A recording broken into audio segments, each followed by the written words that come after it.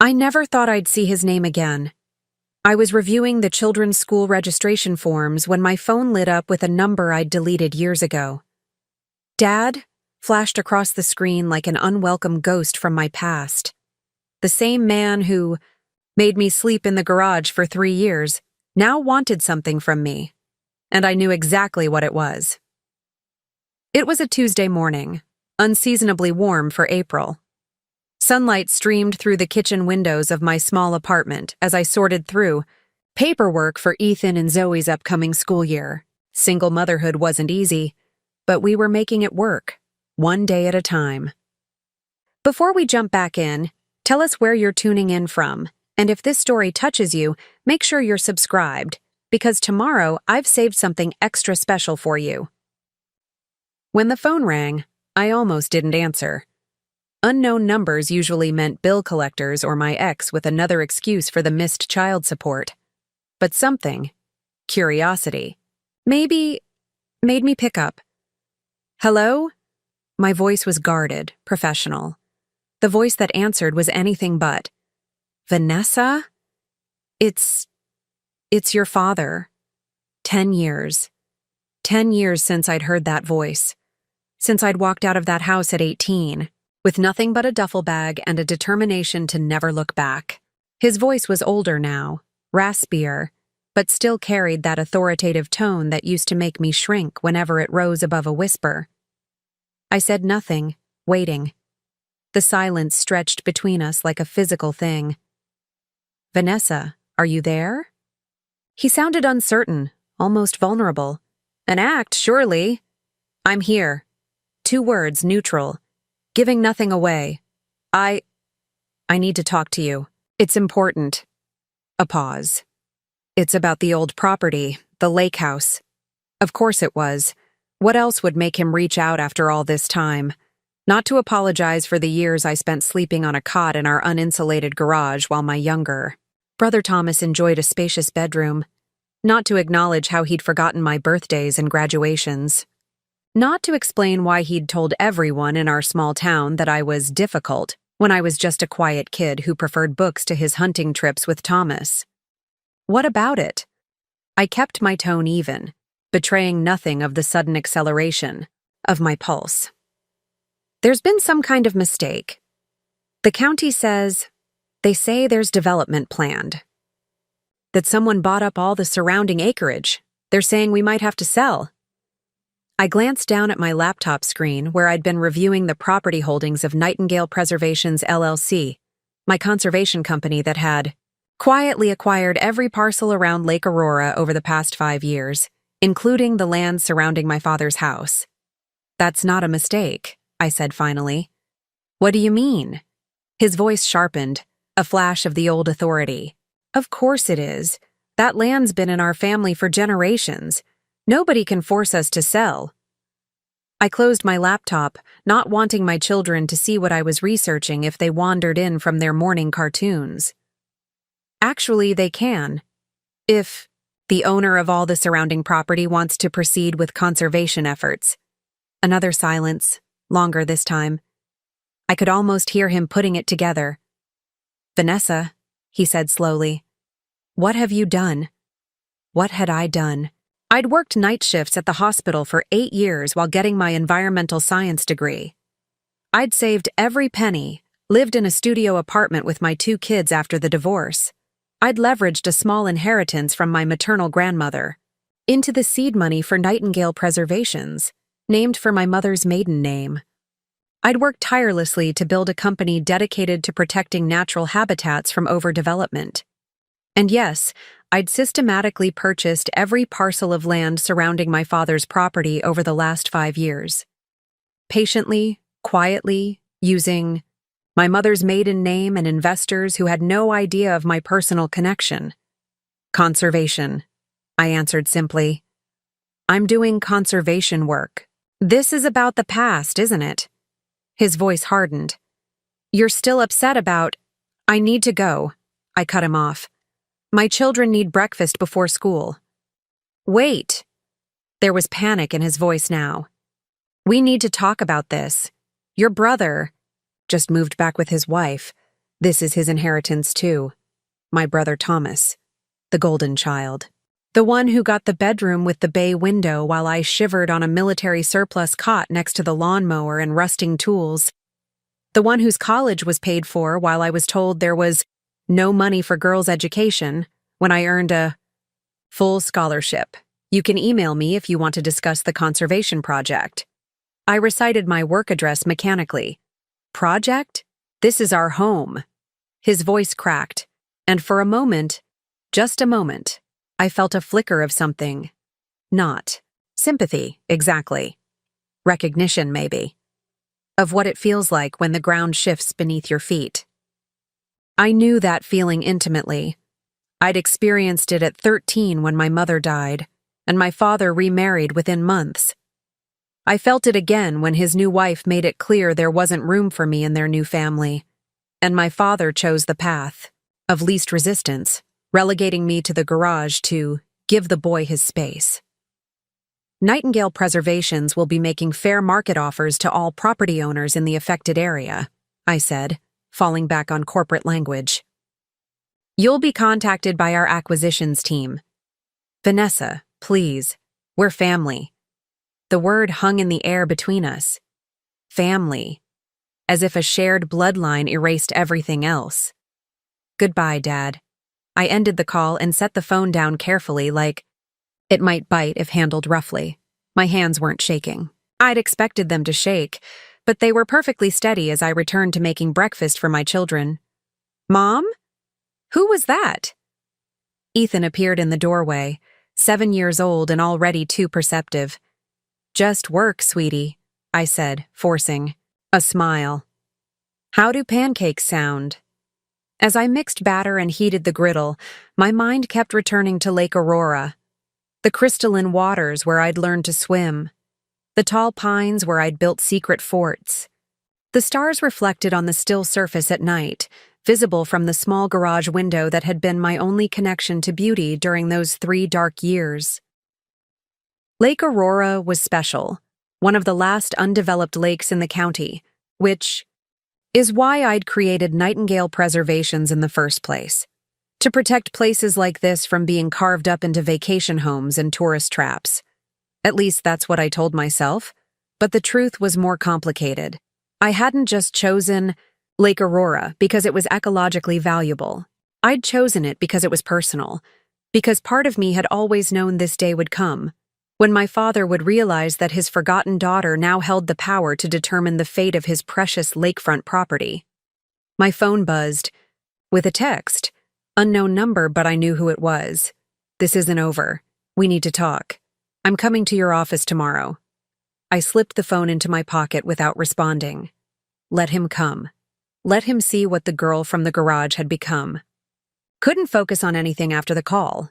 I went through the motions of the morning routine, getting the kids ready for school, checking their backpacks, kissing them goodbye at the bus stop, but my mind was replaying that phone call over and over. My father's voice, first controlling, then panicked, echoed in my head as I drove to the small office of Nightingale Preservations. When I arrived, my assistant Mira gave me a concerned look. You okay, Vanessa? You look like you've seen a ghost. Something like that, I murmured, heading straight for my office and closing the door. The views of the nearby creek that usually calmed me did nothing to ease the tightness in my chest. I kicked off my shoes and sank into my chair, finally allowing myself to feel the full weight of what had just happened. 10 years of carefully constructed distance, shattered by a single phone call. My hands began to shake, a delayed reaction. I hadn't expected to ever hear from him again. I'd built a life, a small but respected conservation company, a home for my children. I'd done everything possible to leave that cold garage and all it represented in the past. Yet here it was, rushing back like a flood. I could still feel the dampness that seeped through the thin mattress on rainy nights. Still taste the metallic tap water from the utility sink where I brushed my teeth. Still see my breath clouding in front of my face during winter mornings as I dressed quickly, fingers numb with cold. It builds character, Preparing and narrating this story took us a lot of time, so if you are enjoying it, subscribe to our channel. It means a lot to us. Now back to the story. My father had said the first night, dropping a sleeping bag onto the cot. Besides, it's temporary. Just until Thomas adjusts to his new room. Temporary stretched into 3 years. 3 years of watching my belongings slowly migrate from the house to the garage. 3 years of hearing, "Keep it down out there," when I returned from school and accidentally let the garage door squeak. 3 years of pretending to friends that I had a room inside like a normal teenager. 3 years of understanding exactly where I stood in my father's hierarchy of priorities, dead last. I opened my laptop and pulled up the Lake Aurora files. The satellite images showed it all, the blue jewel of the lake surrounded by parcels of land now highlighted in green, indicating Nightingale ownership. Only one remained red. My father's 3 acres and the house where I'd once lived, where I'd been exiled from. The logical part of me knew there were a dozen ways to address this situation professionally. We could offer above-market value. We could propose a land swap for a property elsewhere. We could even modify the conservation plan to work around his parcel, though it would compromise the overall restoration vision. But something deeper, something wounded and raw, wanted him to feel what I had felt. Powerlessness, vulnerability, the knowledge that your home isn't truly yours. My office phone buzzed. "Ms. Lockwood, there's a Dr. Elena Reyes here to see you. She doesn't have an appointment, but she says it's urgent. Elena." My chest tightened. "Send her in." I hadn't seen Elena in almost 2 years, not since our relationship had ended when she took a research position across the country. She was the only person who knew the full truth about my childhood, about the garage, about my father. She was also a consulting biologist for Lake Aurora through her university position, though we'd managed to keep our interactions strictly professional and mostly via email since the breakup. The door opened, and there she was, her dark curls pulled. Back, wire-rimmed glasses perched on her nose, expression serious yet soft. Her presence still had the power to knock the air from my lungs. "We need to talk," she said without preamble, closing the door behind her.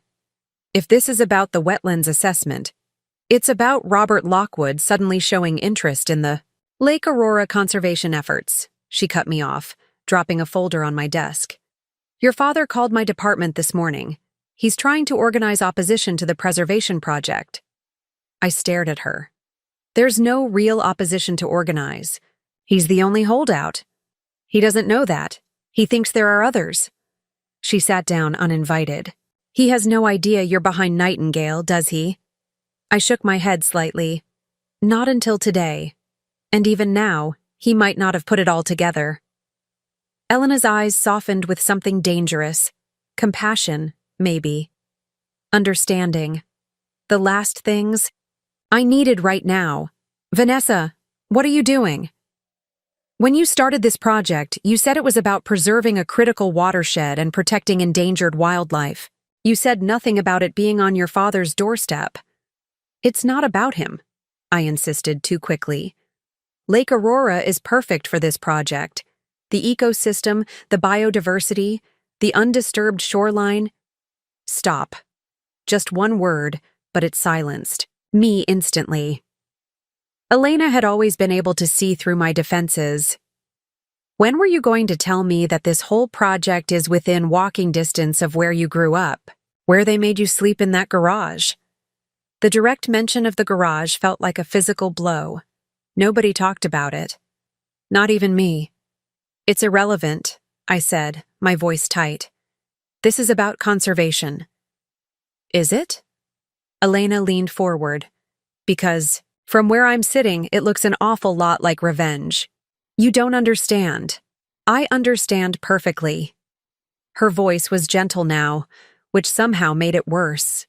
"You're the girl who was kicked out of her own home, who fought her way through college as a single mother, who swore you'd show them all.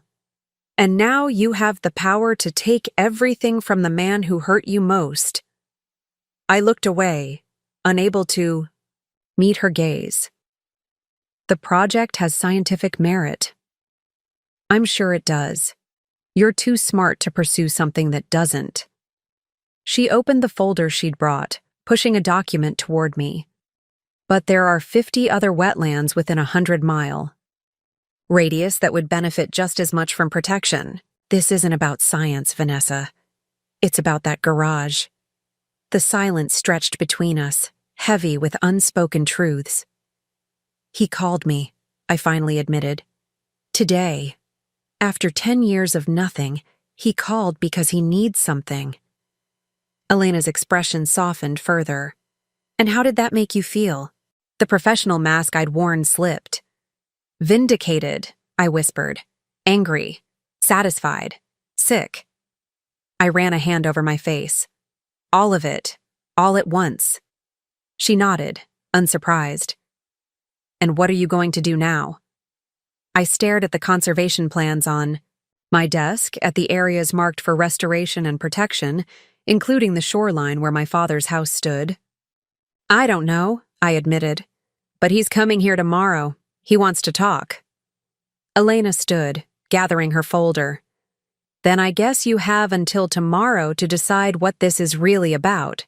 Healing the lake's ecosystem, or healing that girl in the garage. She paused at the door. Just remember, Vanessa, the decisions you make now will define you far longer than that garage ever did. After she left, I sat motionless, her words ringing in my ears. Outside my office window, a heron landed, gracefully on the creek bank, reminding me of why I'd fallen in love with environmental conservation in the first place, long before revenge against my father had entered the equation. I left the office late that night, driving aimlessly through the city streets before finding myself on the highway heading north, toward Lake Aurora. I hadn't planned to go there, but some magnetic pull drew me back to the place that had shaped me, for better and worse. 90 minutes later, I turned onto the familiar gravel road that circled the lake. In the moonlight, the water looked like polished obsidian, reflecting the stars above. I parked at the old boat launch, now owned by Nightingale Preservations, and killed the engine. The silence was immediate and complete.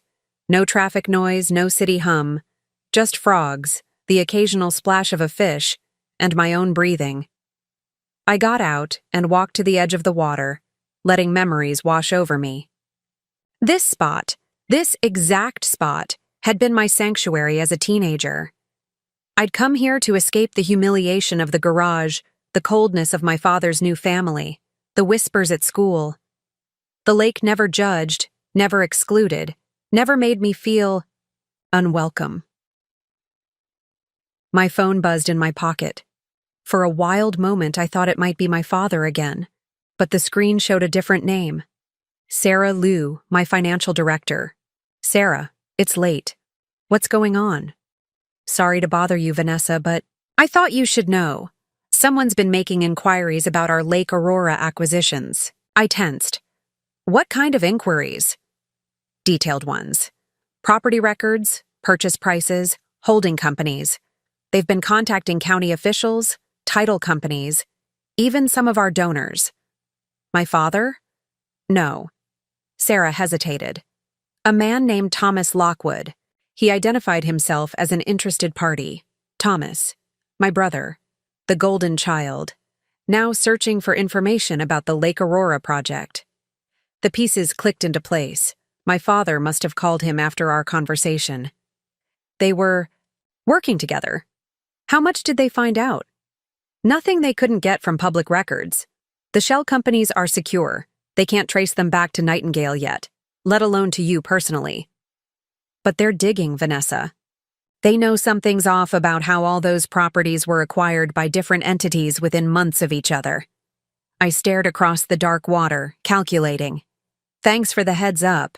Let's accelerate the timeline. I want all properties formally transferred to Nightingale's name by end of week. That will tip our hand completely. Everyone will know Nightingale controls nearly the entire lakefront. That's fine. It's time anyway. After hanging up, I remained at the water's edge, thinking about what I'd just set in motion. Once the transfers were complete, there would be no more hiding behind shell companies and separate donors. Everyone would know that Nightingale, that I, controlled Lake Aurora's destiny. 5 years ago, when I first conceived of this project, I'd established 5 different conservation trusts to quietly acquire the parcels. Different names, different structures, different addresses, a complex web designed to hide the fact that one entity was systematically buying up the entire lake. I created Heron Trust first, named for the birds that had nested at the lake for generations. Through Heron, I purchased the old Williams property, on the North Shore, 200 acres of untouched forest with half a mile of pristine waterfront. Next came Watershed Alliance, which acquired the abandoned summer camp on the East Shore. Then Clearwater Initiative for the farmland on the western edge. Lockwood Environmental Fund, a deliberate choice using my own surname, almost daring someone to make the connection, for several smaller parcels along the southern rim. One by one. Piece by piece, I reconstructed the boundaries of my childhood world. Every acquisition funded through grants and conservation-minded donors, every property purchased at fair market value or above.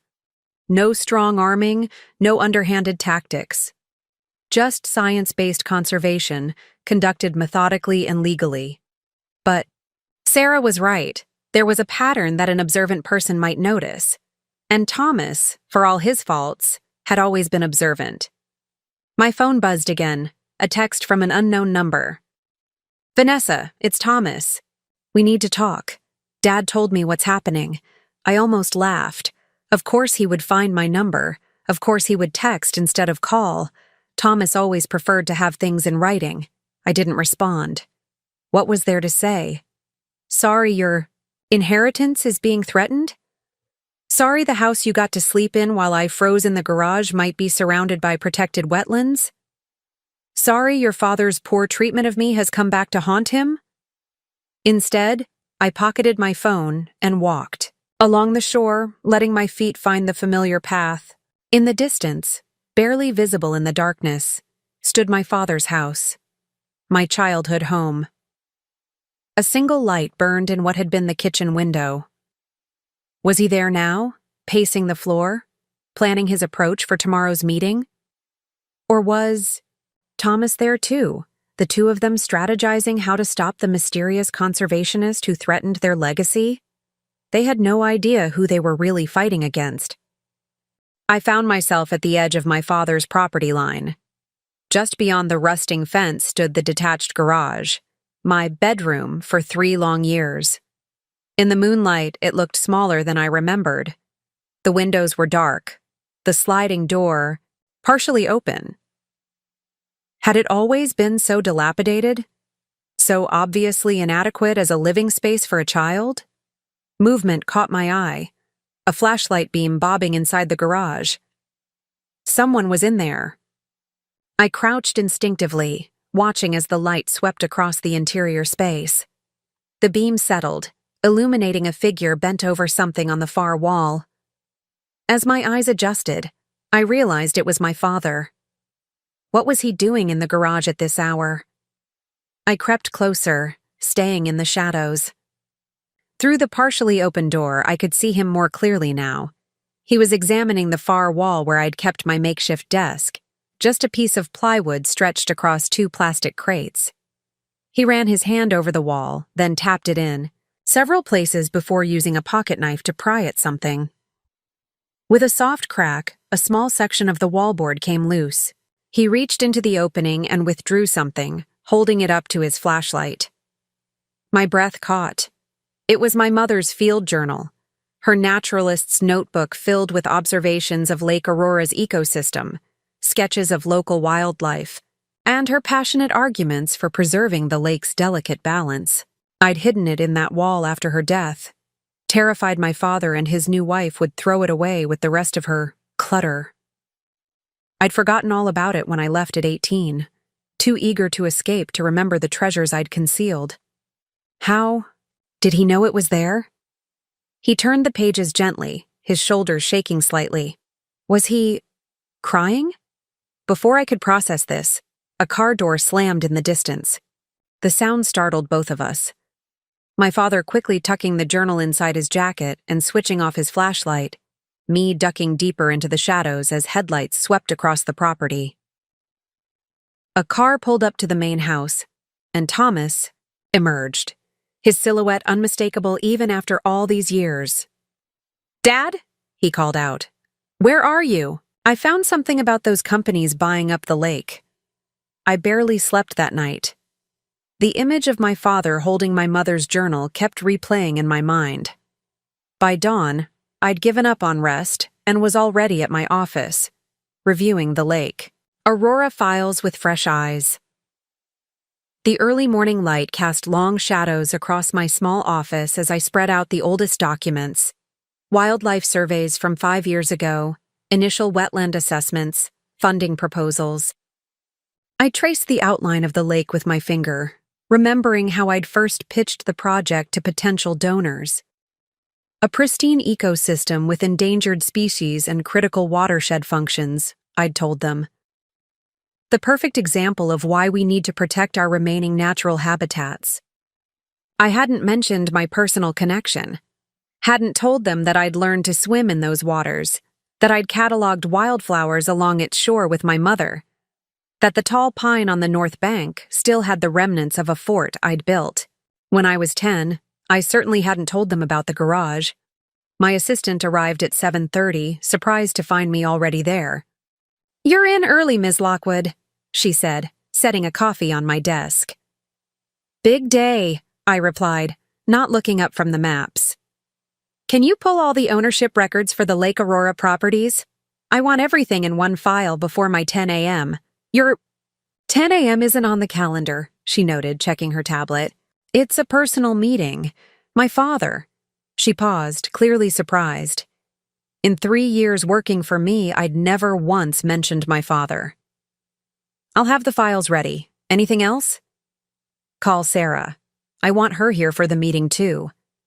After she left, I unlocked my desk drawer and removed a small leather-bound book, a copy of my mother's field journal. I'd managed to recreate portions of it from memory over the years, supplemented with my own observations. I'd assumed the original was long gone, destroyed or discarded after her death. But now, I flipped to an entry I knew by heart, dated 3 months before her death. "Robert is distant again. Working late, he says, but I wonder. He's been this way since the argument about the lake property. His business partner wants to develop it, and Robert agrees. It's just swampland, he told me. Worthless without development. But it's not. Just swampland to me. It's where I conducted my research, where my daughter learns about nature, where I find peace. I've begged him to understand that some ecosystems have value beyond dollars. He doesn't see it. Maybe he never will." I closed the journal, my mother's insight striking me anew. My father and his business partner had wanted to develop the lake. My mother had fought to preserve it, and now here I was, the conservationist. The bitter irony wasn't lost on me. At precisely 10 a.m., my assistant's voice came through the intercom. "Ms. Lockwood, your father is here." I took a deep breath, straightening my blazer. "Send him in." The door opened, and there he stood, Robert Lockwood, 20 pounds lighter. Then I remembered, hair now completely gray, the lines around his mouth deeper. But his eyes were the same, calculating, assessing, looking for advantage. "Vanessa." He nodded stiffly. "Dad." The word felt foreign in my mouth. "Please, sit." He took the chair across from my desk, eyes darting around the office, taking in the conservation awards on the wall, the framed photo of my children, the subtle indicators of my modest success. "Nice place," he said finally. "You've done well. For yourself." "Thank you." I kept my tone neutral. "I understand you wanted to discuss Lake Aurora." He leaned forward, elbows on knees. "Let's cut to the chase. You're behind this preservation project, all of it. The company's buying up the shore? The conservation plan's everything. It wasn't a question, but I answered anyway. Yes. He nodded slowly, as if confirming a suspicion. And you intentionally kept me in the dark. Let me find out only when it was too late to do anything about it. I didn't hide anything. All acquisitions were public record, under different company. Names, he scoffed. Shell organizations. Thomas figured it out last night. They all trace back to you eventually. I raised an eyebrow, impressed despite myself. Thomas must have worked through the night to unravel the organizational structure. The point remains, I said evenly, that Nightingale Preservations now controls 97% of the Lake Aurora shoreline, all legally purchased. Except my property. His jaw tightened. The house where you grew up. The house, I corrected him, not the garage. The words hung between us, the first direct reference to what we both knew but had never discussed. His face flushed, but before he could respond, there was a knock at the door. Sarah entered, perfectly timed. Sorry, I'm late, she said, though she wasn't. We'd planned this interruption. Dad, this is Sarah Liu, Nightingale's financial director. Sarah, my father, Robert Lockwood. She nodded coolly, taking the seat beside him. Mr. Lockwood, I've prepared some numbers I think you'll want to see. She opened a folder and placed a document on the desk between us. This is our offer for your property. As you can see, it's significantly above market value. My father glanced at the figure and his eyes widened slightly. It was generous, twice what the property was worth. This isn't about money, he said, but his tone lacked conviction. It's always about money, I replied. At least, that's what you taught me. Sarah slid another document forward. Option 2. We redesign the conservation area to work around your property. You keep your house, but you'll be subject to strict ecological regulations regarding shoreline use, runoff, and wildlife disturbance. My father frowned, considering. There's a third option, I continued. We abandon the project entirely. Walk away. The lake stays exactly as it is. Sarah shot me a startled look. This wasn't part of our discussion. I ignored her. What's the catch? My father asked, suspicious. You tell me why you were in the garage last night. His face went pale. You were there, watching me? I was at the lake. I saw you find Mom's journal in the wall. How did you know it was there? He looked away, jaw working. You hid all sorts of things in that wall. I found the loose panel years ago when I was rewiring the garage. Found your stash, novels, candy wrappers, that diary you kept. My stomach dropped. You read my diary? Just enough to know you hated me. His voice had lost its edge, sounding almost resigned. Enough to know you blamed me for putting you in the garage, for choosing Karen and Thomas over you. And did I have reason to blame you? I asked quietly. For a long moment, he said nothing. Then, to my shock, he nodded. Yes. The single word seemed to deflate him. He suddenly looked older, smaller in the modern office chair. After your mother died, I couldn't, he began, then stopped, started again. Every time I looked at you, I saw her. Same passion for that lake, same stubborn idealism. It hurt too much. Karen said it would be easier if we had separation. The garage was her idea, but I went along with it. For 3 years, I said. For 3 years, he echoed. Too long. Far too long. Sarah cleared her throat, clearly uncomfortable with the personal turn of the conversation. Should I give you two a moment? No, my father said abruptly. I want to understand the deal on the table. My house for the journal? Is that it? I shook my head.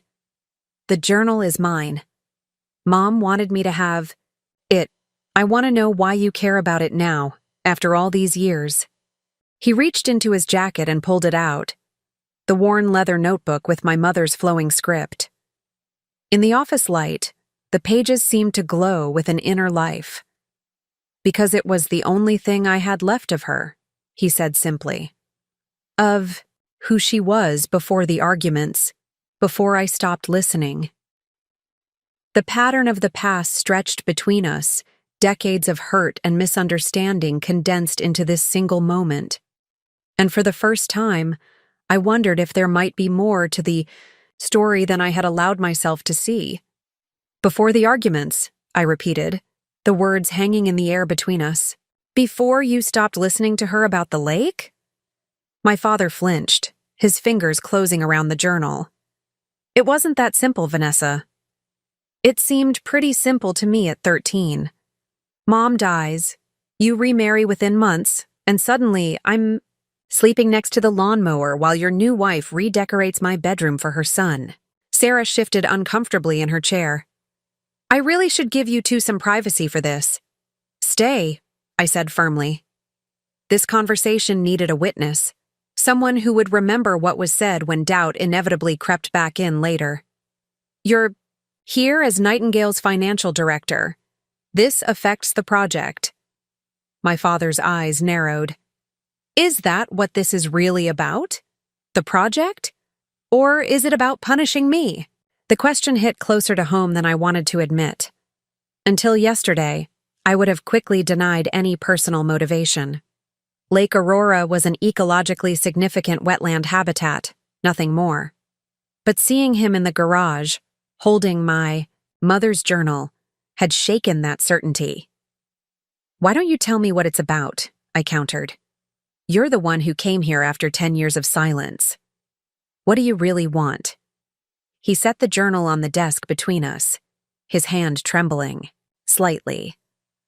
I want to understand why my daughter is trying to force me out of my home. It's just conservation, I said, throwing his own philosophy back at him. It's just swampland, worthless without proper ecological management. Isn't that what you told Mom? His head snapped up. How did you— Her journal. I tapped my desk, drawer where my recreated copy lay. She wrote about the arguments you had, about how your business partner wanted to develop the lake, how you agreed with him. A shadow crossed his face. She never understood. Jackson was leveraged to the hilt. The lake development was his only way out of debt. If he'd built those vacation homes when he wanted to, we could have paid off the business loans, saved the construction company.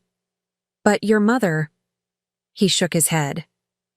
She was idealistic, wanted to preserve the lake at all costs. And now? I asked. What would she think of me preserving it? His eyes met mine, surprisingly direct. She'd be proud. But she'd wonder about your methods. And what are my methods, Dad? Using conservation as a weapon. He gestured around my office. You've built all this, become successful beyond anything I ever achieved. But that wasn't enough, was it? You needed to come back and show me, show everyone, that you control the very land I refuse to protect. The accuracy of his assessment hit me like a physical blow. I'd never articulated it so clearly, even to myself. But he was right. Lake Aurora wasn't just a conservation project. It was a statement, a reclaiming of territory that had been taken from me. Sarah cleared her throat. The project does have substantial scientific merit beyond any personal considerations, Mr. Lockwood. The lake supports 3 endangered species. The wetlands provide critical flood control for the region. It's an environmentally significant site. I'm sure it is, my father acknowledged, not taking his eyes off me. Vanessa was always thorough, but that doesn't change the fact that of all the wetlands, all the ecosystems, all the conservation projects she could have chosen, she picked the one place guaranteed to hurt me most. The room fell silent. Sarah looked at me, clearly waiting, for a denial I couldn't honestly provide. You hurt me first, I said quietly. My father didn't dispute this. Instead, he reached into his jacket pocket and removed a folded envelope, placing it beside the journal on my desk. What's this? I asked, not touching it. The real reason I came. Open it. Cautiously, I took the envelope. Inside was a medical report with my father's name at the top. I scanned the document, medical terms jumping out at me. Stage 3, metastasized, treatment options limited, prognosis 6 to 12 months. My eyes snapped back to my father's face, seeing now what I had missed before. The weight loss wasn't just age, the pallor wasn't just poor sleep, the fatigue in his eyes wasn't just stress. "You're dying," I said. The words flat in the suddenly. "Airless room." He nodded once. "Pancreatic cancer. Diagnosed 3 months ago." Sarah stood abruptly.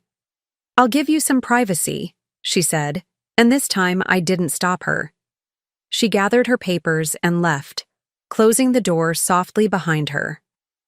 I stared at my father.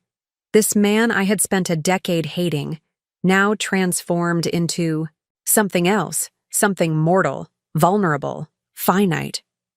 "Why tell me?" I asked finally. "You could have sold the property, taken the money, enjoyed your last months without ever seeing me again." "Because there's more you need to know," he said. "About the garage, about everything." He leaned forward, elbows on his knees.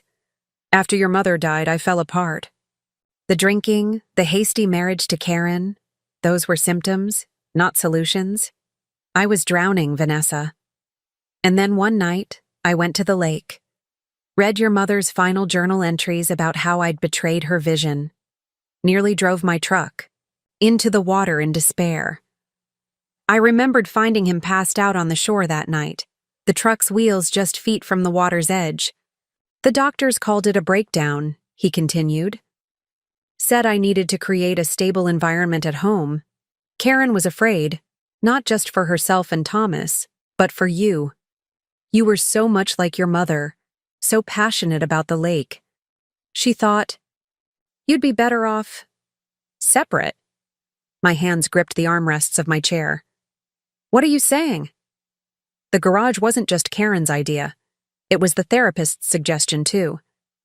"Create clear boundaries in the home until the family system stabilizes. I didn't want you to see me like that, to watch me fall apart. The garage seemed safer." "For 3 years?" I asked incredulously. He shook his head. "The first few months were about my mental health. The rest?" He looked away. "The rest was cowardice. The breakdown passed, but by then patterns were established. Karen had made the house hers. You had made the garage yours. And I didn't know how to fix any of it without admitting how broken I was." I sat back, trying to process this new information. The idea that the garage had initially been for my protection, not my exile, shifted something fundamental in my understanding of those years. "Why didn't you ever tell me this? Would you have believed me?" he asked. "Or would you have seen it as just another excuse?" He had a point. The teenager I'd been would have rejected any explanation. The adult I'd become had built an identity. Around that rejection, I looked down at the medical report again. 6 to 12 months. Maybe less now. "What do you want from me?" I asked. "Forgiveness?" "No," he said, surprising me. "Understanding, maybe. But mostly, I want to die in my house. By the lake. The house where your mother lived. Where you were born." He met my eyes directly. "I'm asking you to let me have that. Modify your conservation plan until after I'm gone. It won't be long." The brutal simplicity of his request cut through years of complex resentment. He wasn't fighting for financial gain or future advantage.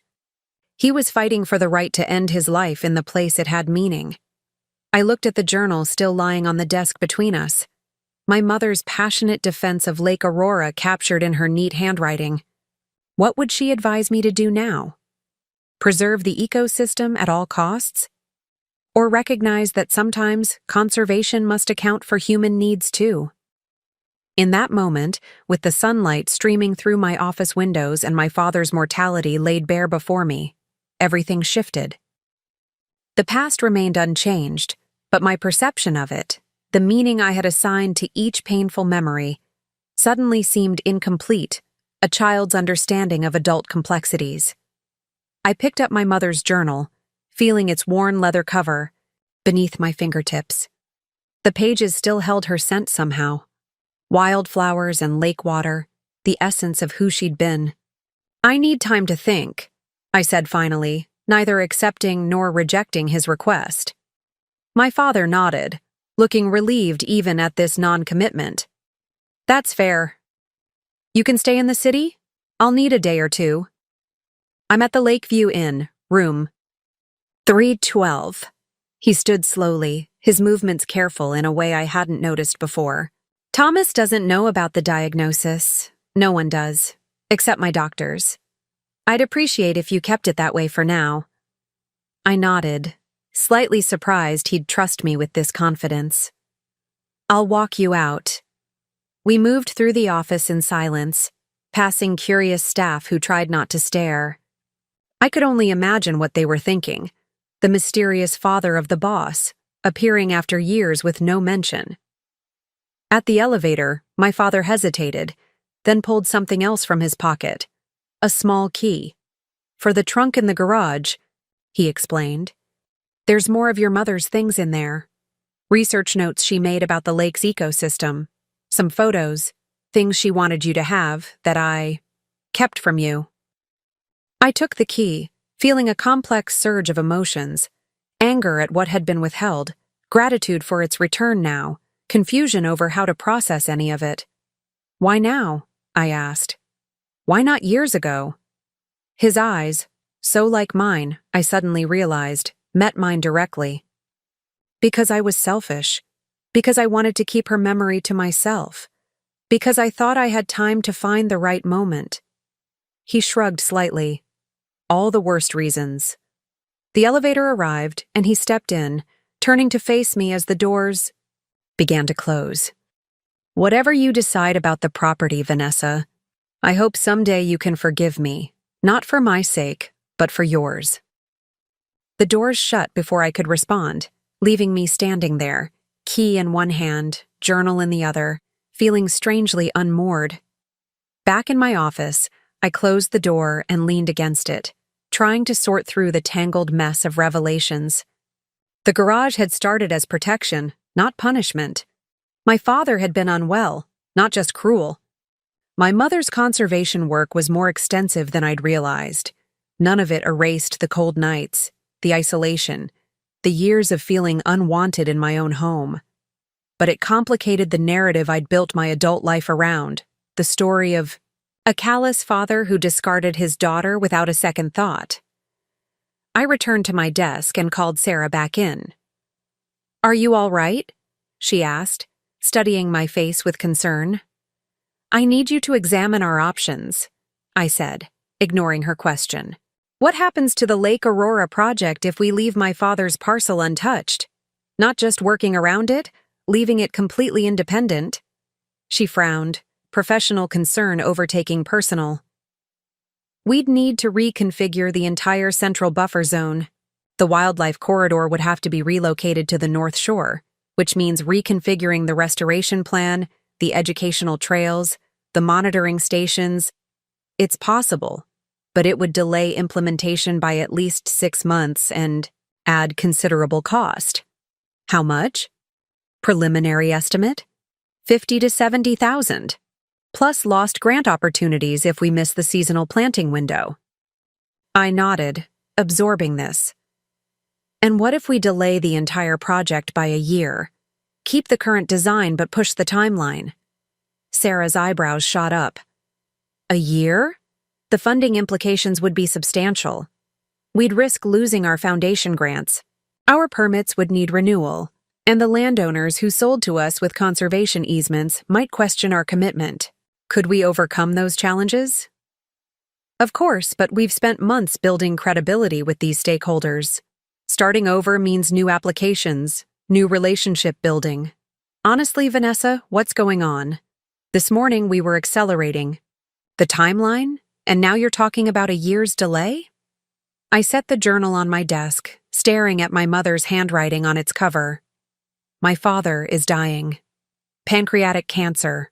6 to 12 months. Sarah's professional demeanor softened immediately. I'm sorry, Vanessa. I didn't realize. Neither did I until 20 minutes ago. I took a deep breath. He wants to die in his home. He's asking me to delay the project until after he's gone. Understanding dawned in her eyes. And you're considering it? I'm considering all options. I need you to give me concrete numbers, exact costs for each scenario. Delay, redesign, or proceed as planned. She nodded, already making notes. I can have preliminary figures by tomorrow morning. But Vanessa, the board members— I'll handle the board, I cut in. Just get me the numbers. After she left, I sat at my desk for a long time, turning the journal's pages, reading my mother's passionate pleas for Lake Aurora's protection. Then I picked up my phone and dialed a number I hadn't called in nearly 2 years. Elena Reyes. It's Vanessa. I need your help. A pause. This is unexpected. I know, but you're the only one who understands the full context. I hesitated. Can you meet me at Lake Aurora tonight? The old boat launch. Another pause, longer this time. Why? Because I'm making a decision that will affect the entire project, and I need your perspective. This sounds suspiciously like you're asking for my personal input, not my professional assessment.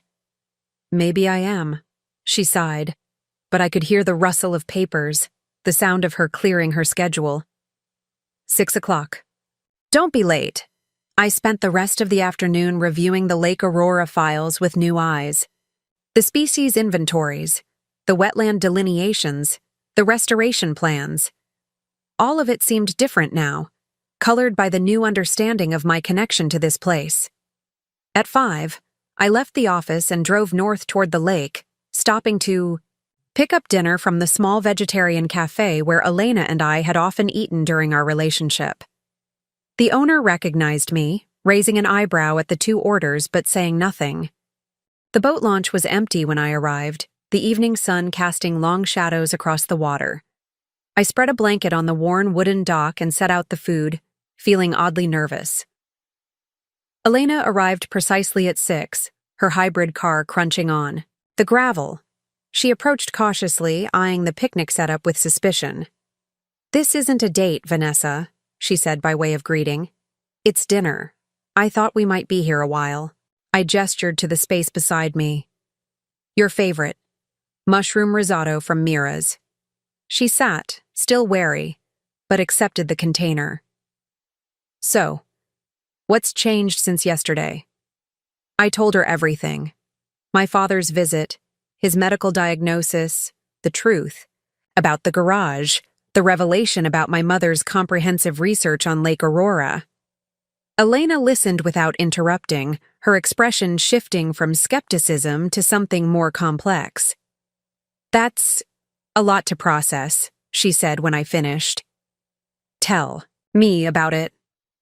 I stared out at the lake, watching a family of ducks glide across the water. I've spent 10 years hating him, Elena.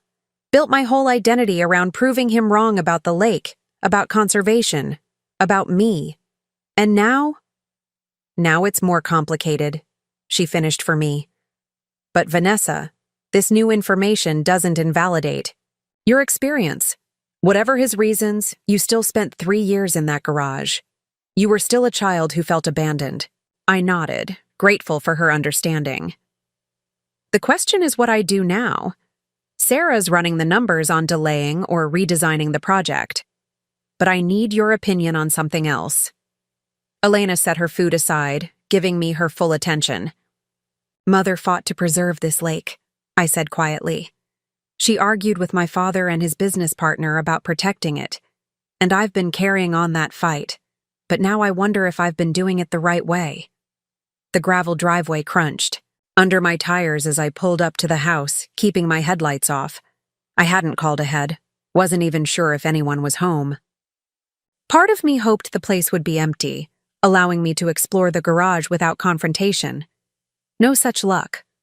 A light glowed in the kitchen window, and as I cut the engine, a silhouette appeared in the doorway. Not my father's gaunt frame, but a broader figure I recognized immediately. Thomas. I sat in the car for a long moment considering retreat.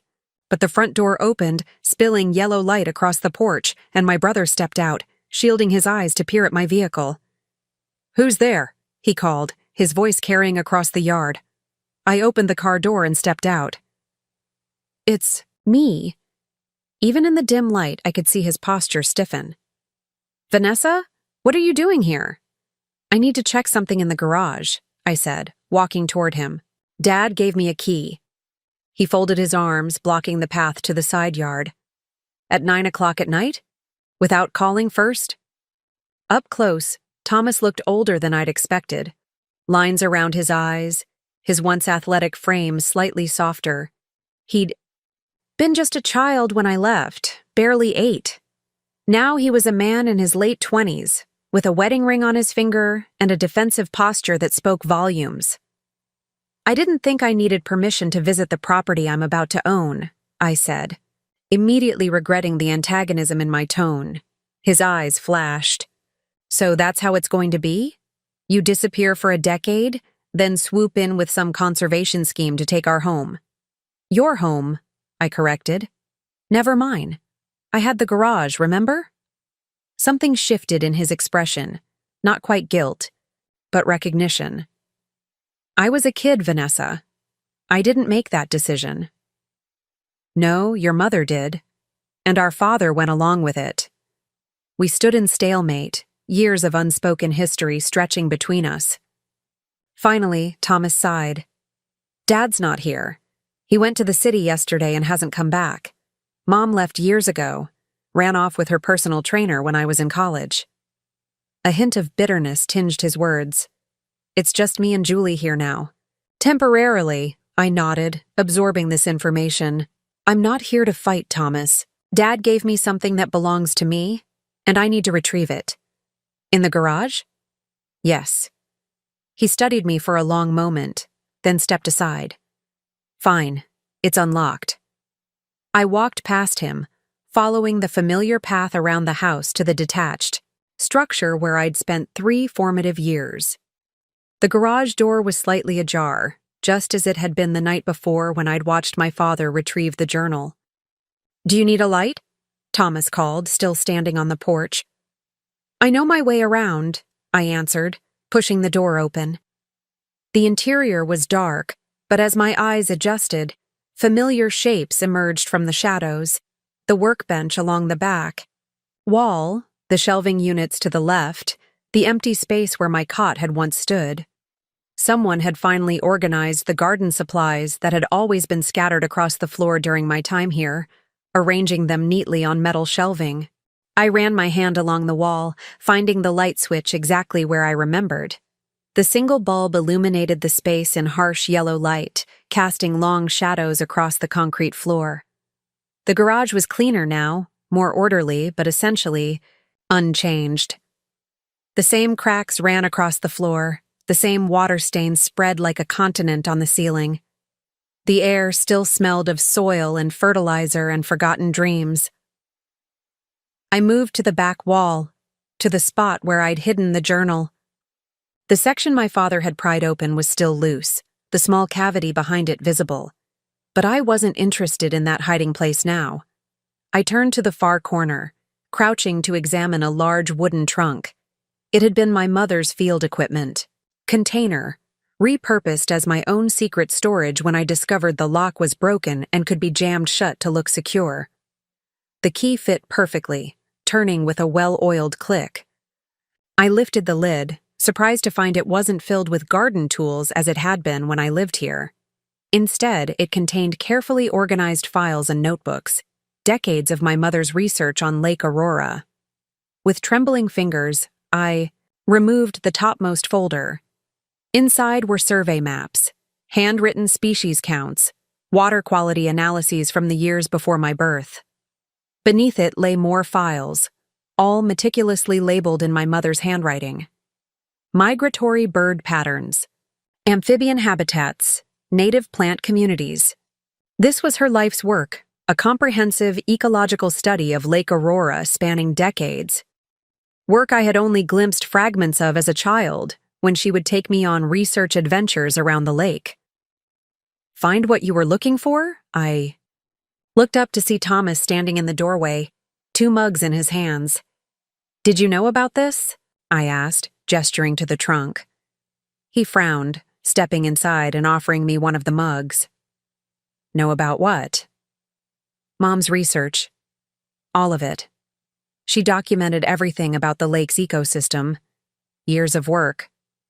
Thomas set his mug down on the workbench and knelt beside me, peering into the trunk. I had no idea. Dad never mentioned it. I pulled out another folder, this one containing newspaper clippings about proposed developments around the lake, each with my mother's annotations in the margins. Opposition strategy notes. Contact information for environmental attorneys. The beginning of a legal brief arguing for protected status. She wasn't just studying the lake, I said quietly. She was building a case to protect it. Against Dad's business partner, Thomas added, picking up a letter. This is from Jackson Miller to Dad, dated a month before Mom died. He's threatening to dissolve their partnership if Dad doesn't convince Mom to drop her opposition to the development. I stared at my brother, seeing understanding dawn in his expression. Dad was caught in the middle. Between his business and Mom's conservation work, I confirmed. We continued exploring the trunk's contents in silence, brothers and sister momentarily, united in discovering a mother we had both lost, though I had been old enough to remember her, while Thomas had been only a toddler when she died. Was she kind? He asked suddenly, his voice softer than I'd ever heard it. The question caught me off guard, so similar to what I might have asked about our father if our situations were reversed. Very. She laughed all the time, taught me the names of every bird at the lake, made up silly songs about tadpoles and dragonflies. Thomas smiled faintly, clearly trying to construct a mental image from my description. Dad never talks about her, Mom, Karen, forbade any mention of her in the house. I know, I said, remembering the family photos that had disappeared, the books that had been packed away, the careful excision of Catherine Lockwood from family narratives. At the bottom of the trunk lay a sealed envelope with my name written on it. I opened it with care, finding a letter dated just weeks before her death. My dearest Vanessa, if you're reading this, I've entrusted your father to give you my research when you're old enough to understand it. The lake is precious beyond measure, not just for its beauty, but for the complex web of life it supports. I've dedicated my career to documenting it, and now I pass this torch to you. Protect it. But remember that we protect nature not by standing against people, but by helping them see what we see. Your father sees the lake differently than we do, but his view is not without merit. There must be balance between preservation and human needs. With all my love, Mommy sat back on my heels, the letter trembling in my hands. What does it say? Thomas asked quietly. I couldn't speak, could only pass him the letter. He read it silently, then handed it back. She knew, he said. Even then, she knew you'd follow in her footsteps. I nodded, unable to articulate the complex emotions swirling within me. Pride that my mother had seen my path so clearly, grief that she hadn't lived to guide me along it, and a growing uneasiness about how I'd chosen to pursue that path. Not through education and persuasion as she had advocated, but through financial leverage and legal maneuvering. I need to take these, I said finally, gesturing to the trunk. Study them properly. Thomas nodded. They're yours. They were always meant for you. As I began carefully packing the materials, he watched thoughtfully. What will you do about the conservation project? About Dad's house? I don't know yet, I admitted. But I need to go back to the beginning. Understand what my mother was really trying to accomplish. What she would want me to do now. For the first time in years, I was laying groundwork for a decision based not on revenge, but on a more nuanced truth. One that honored not just the lake, but the complex human relationships connected to it. Thomas helped me load the trunk into My car, the weight of decades' worth of research requiring both of us to lift it. As we closed the trunk, an awkward silence fell between us. The kind that emerges when strangers who should be family try to navigate unfamiliar terrain. Your kids, he said finally. How old are they now? Ethan is 7, Zoe is 5. I leaned against my car, surprised by his interest. How did you know I have children? A faint smile crossed his face. Dad has pictures, on his desk in the study. This revelation caught me off guard. Pictures? How? I've never sent him any. He follows your conservation organization online. You post photos sometimes of community events with your kids. He prints them. I didn't know how to respond to this information. The idea that my father had been collecting glimpses of my life, of my children's lives, from afar. That he had cared enough to do so, but not enough to reach out directly. Until now. Would you like to come in? Thomas asked, gesturing toward the house. Julie's making tea. Your kids are with their father? No, with my neighbor. I should get back. I hesitated, then added, another time, maybe. He nodded, understanding this was as much as I could offer right now.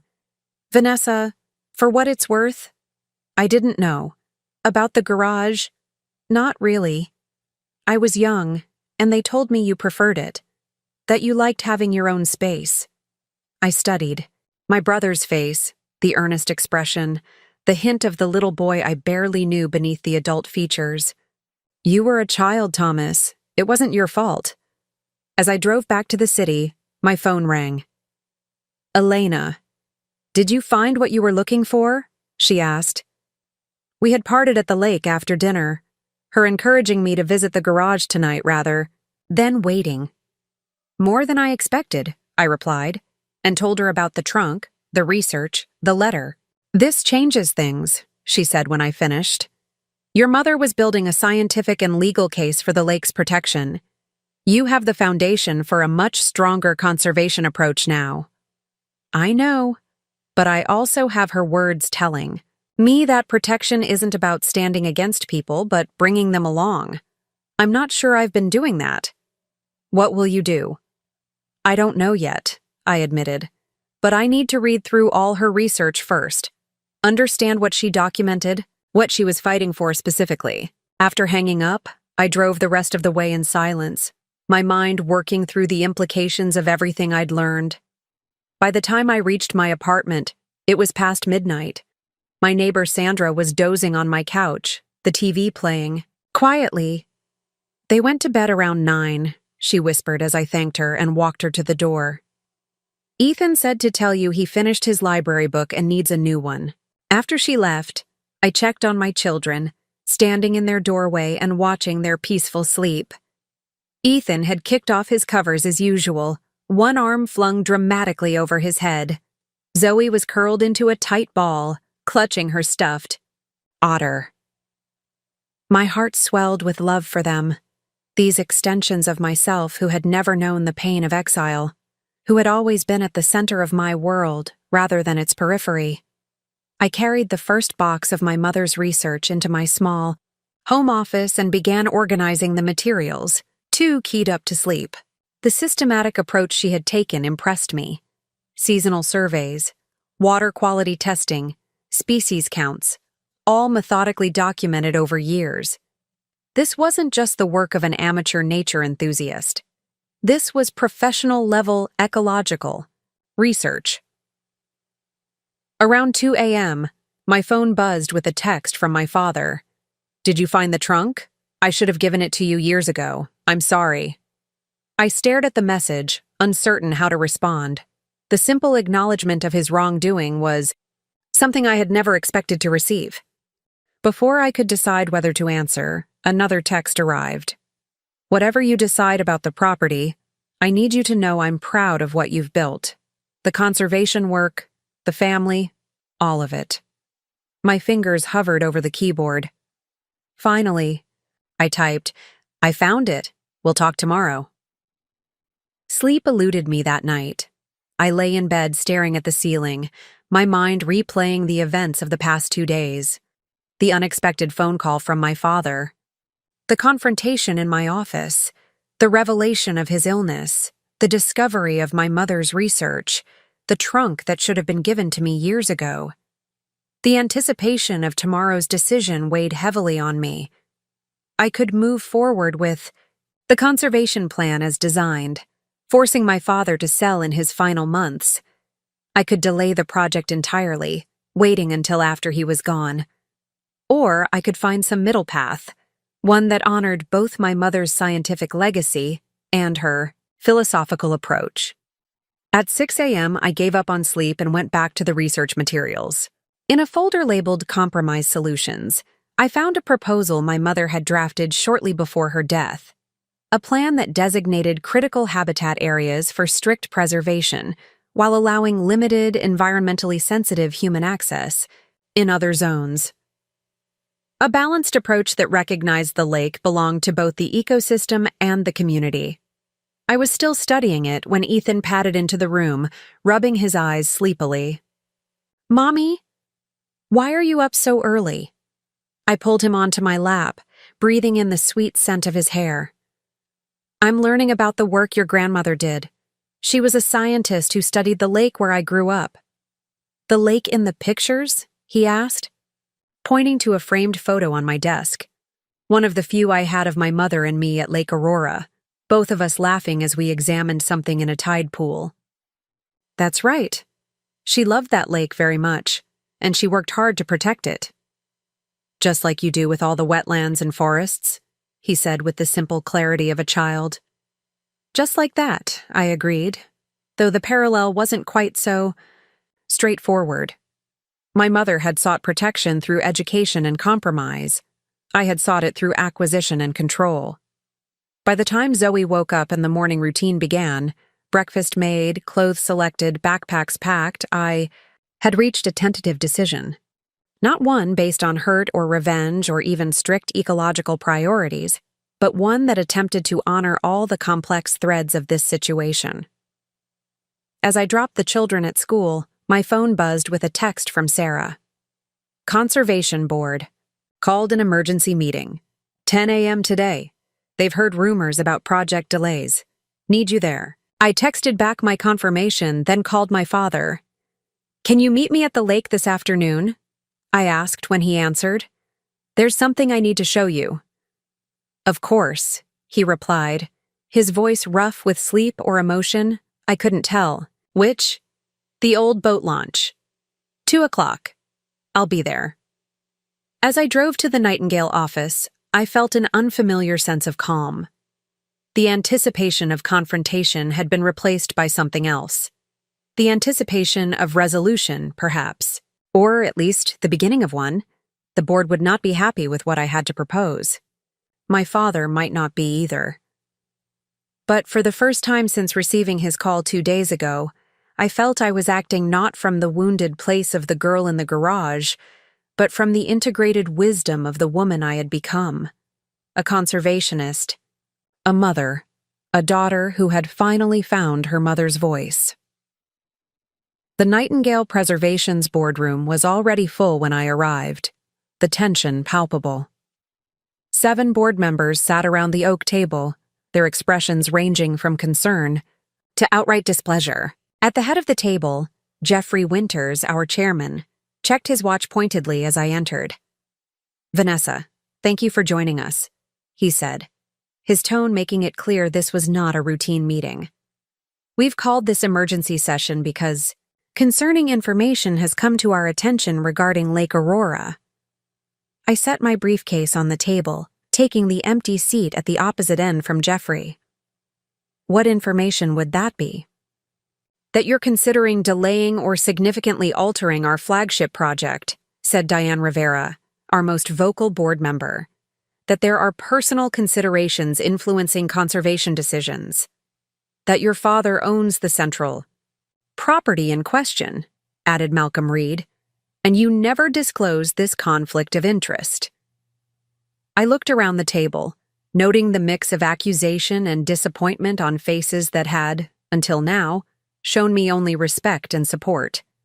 These were dedicated conservationists who had believed in Nightingale's mission and my leadership. I owed them honesty. Yes, my father owns one of the properties involved in the Lake Aurora project, I confirmed. And yes, I'm considering modifications to our implementation timeline and approach. The room erupted in concerned murmurs. Jeffrey raised a hand for silence.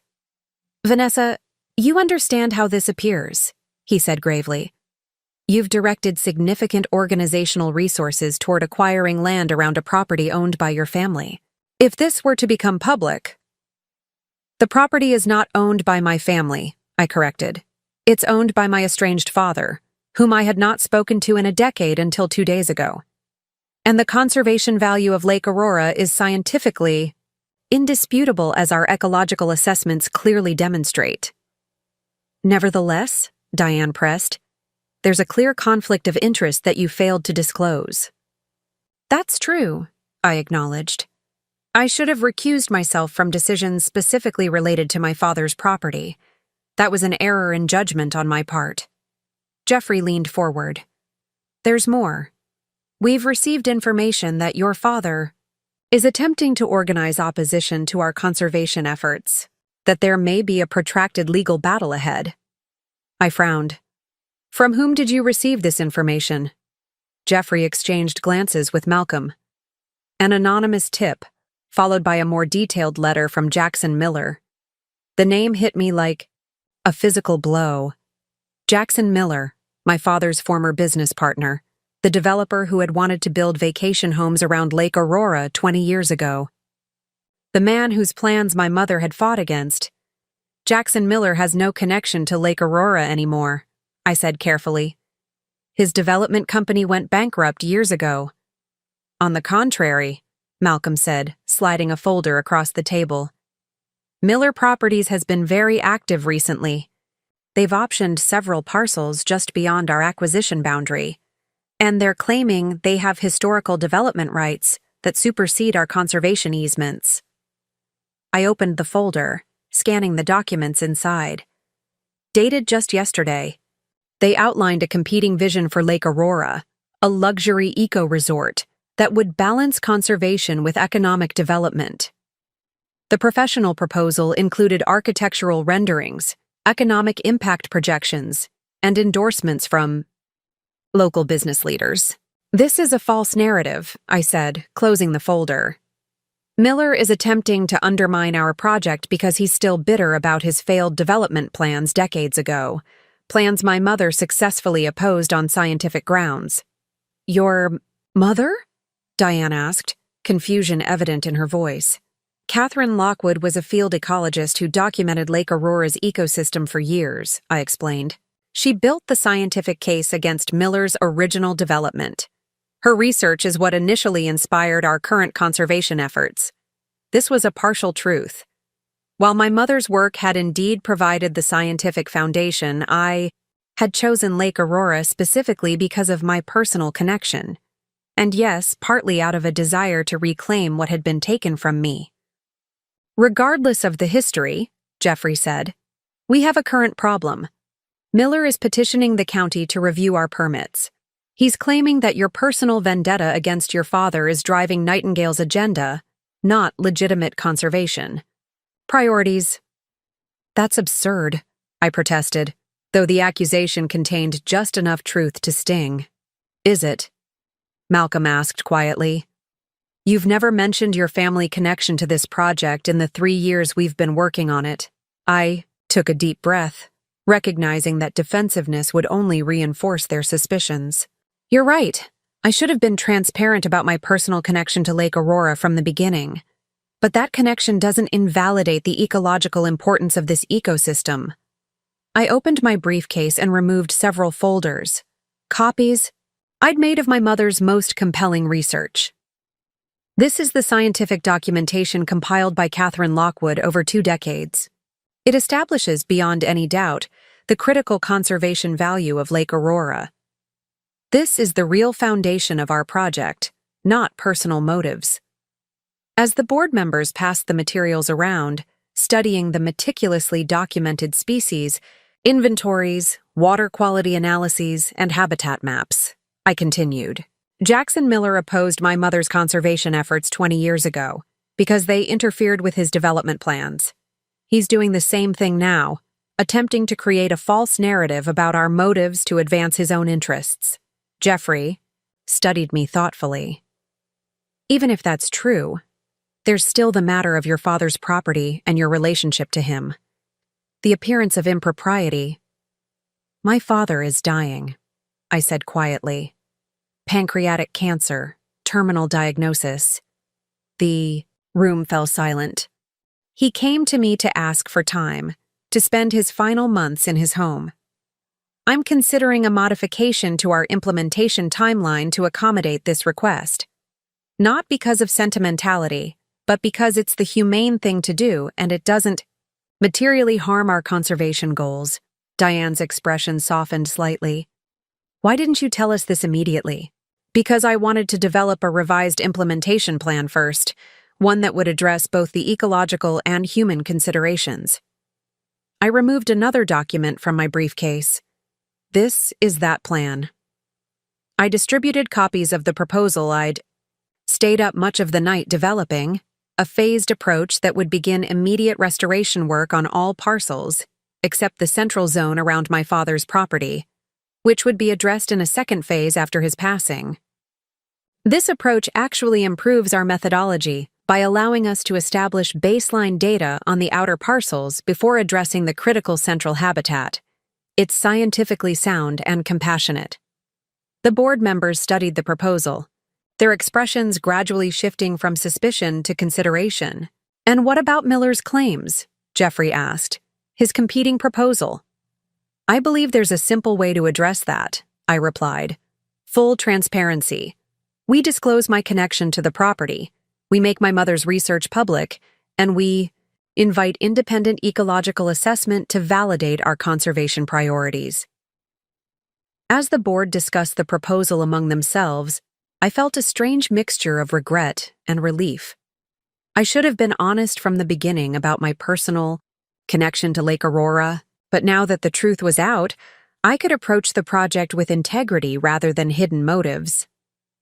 There's one more thing you should know, I said, drawing their attention back to me. Last night I discovered that Jackson Miller had a personal vendetta against my mother. His development plans weren't just business, they were retribution. I pulled out one last document from my briefcase, a letter from Miller to my father dated shortly before my mother's death. Robert, I've tried reasoning with you as a business partner and as a friend.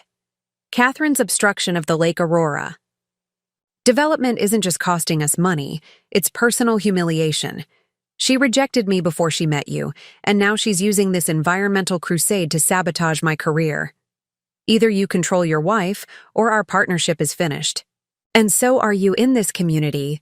The board members exchanged glances as they read this damning evidence of Miller's true motivations. Where did you find this? Jeffrey asked. In my mother's research materials, which my father preserved and finally returned to me yesterday. There's a wealth of documentation showing that Miller's opposition to conservation efforts was driven by personal animus, not business considerations. Diane tapped her pen thoughtfully against the table.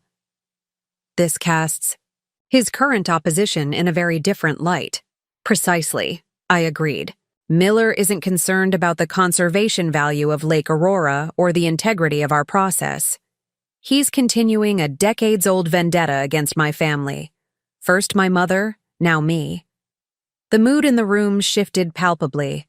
Professional concern, giving way to protective indignation on behalf of the organization.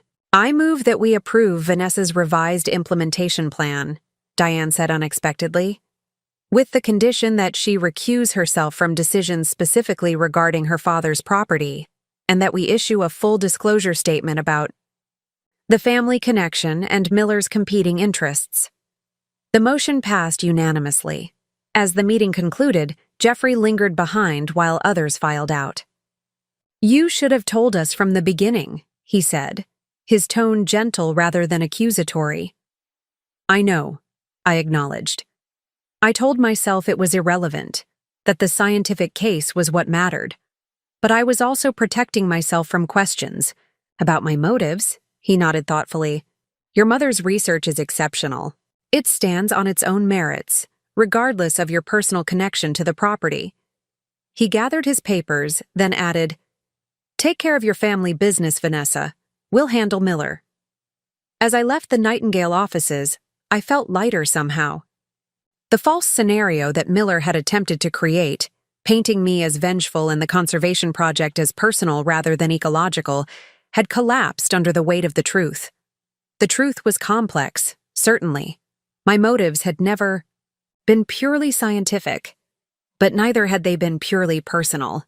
I drove toward Lake Aurora for my meeting with my father, the trunk of my mother's research secure in my car.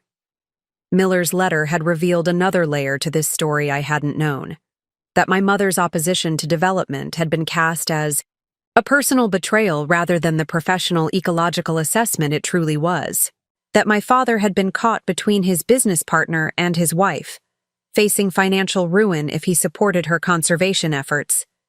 It didn't excuse what happened later, my exile to the garage, the years of emotional neglect. But it provided context I had never considered, a fuller picture of the pressures and conflicts that had shaped our family's disintegration. As I parked at the boat launch, I saw my father already waiting there, a frail figure standing at the water's edge. For the first time, I truly saw him, not as the monster of my childhood memories, but as a flawed, failing human being attempting, in his final months, to make what amends he could. I reached for my phone, sending a quick text to Thomas. Meeting Dad at the lake. Found something important in Mom's research about Miller. Can you join us? His reply came almost immediately. On my way. Then I stepped out of the car, facing not just my father, but the fuller truth of our shared past and the decisions that would shape our future.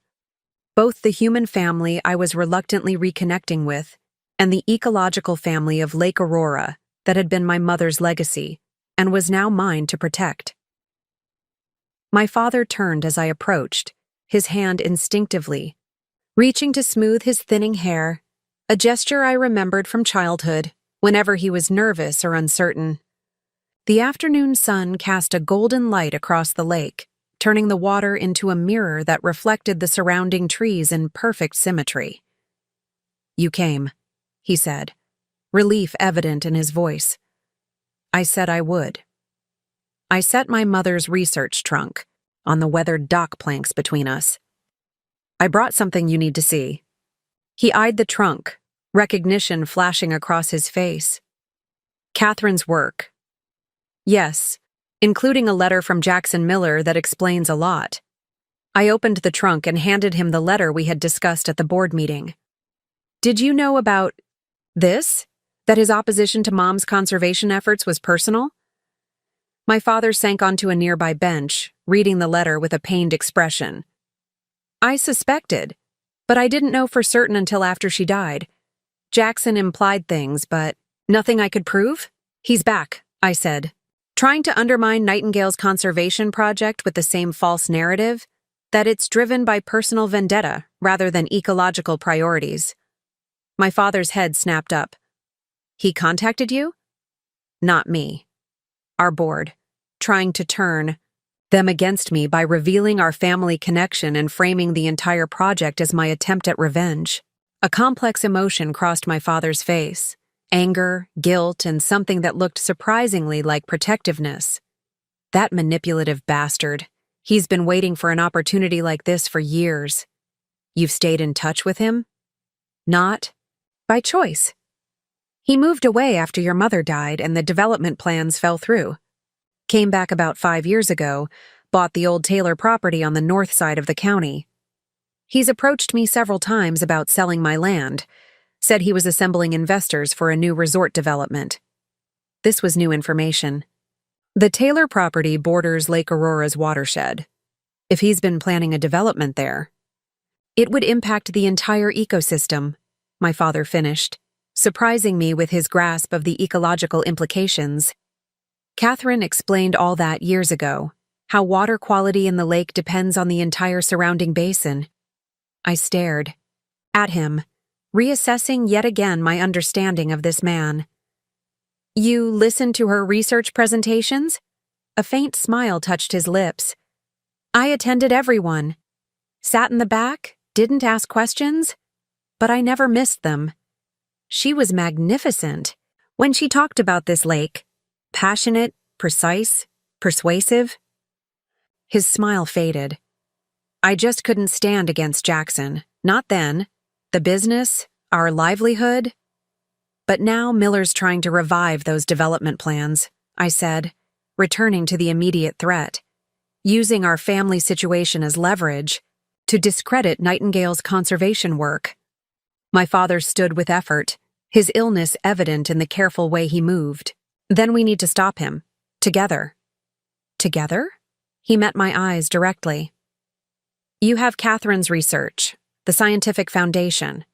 I have records of Miller's unethical business practices, documentation of corners he cut, environmental regulations he violated.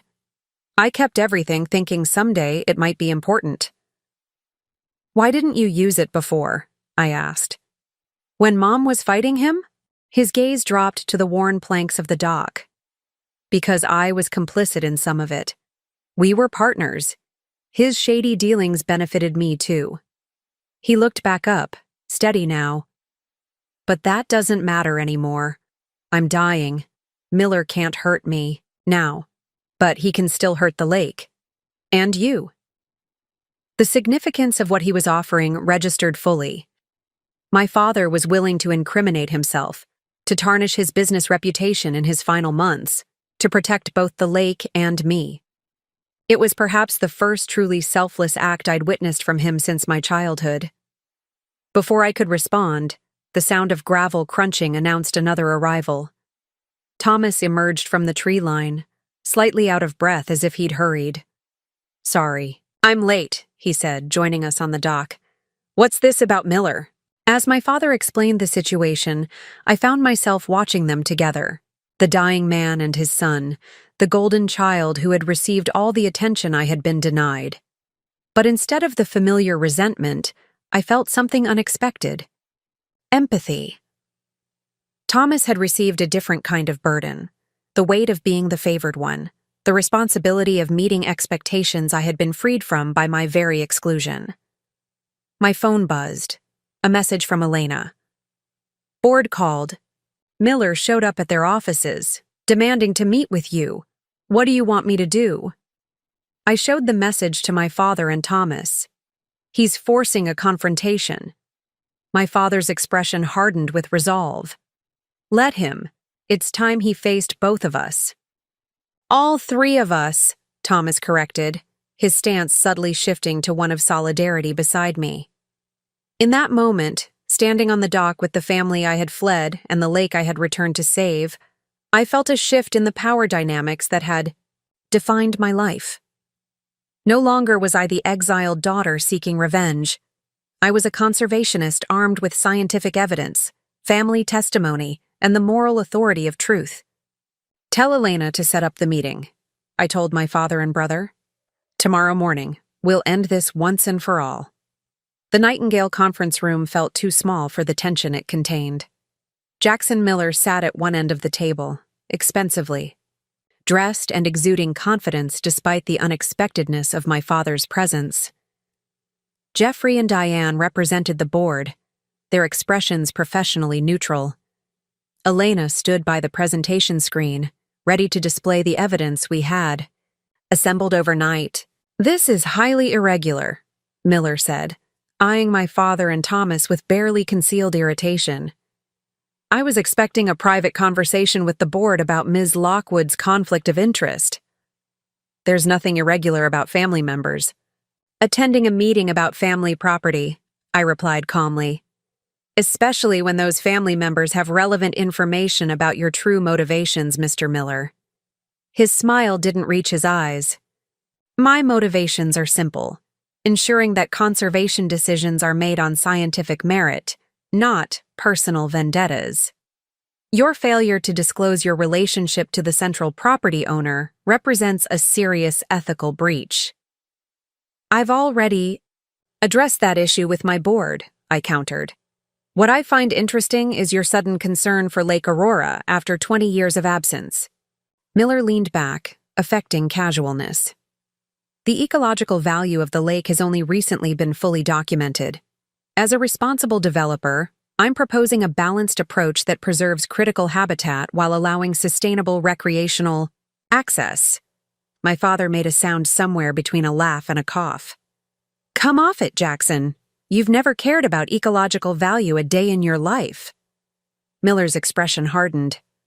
Robert, you're looking unwell.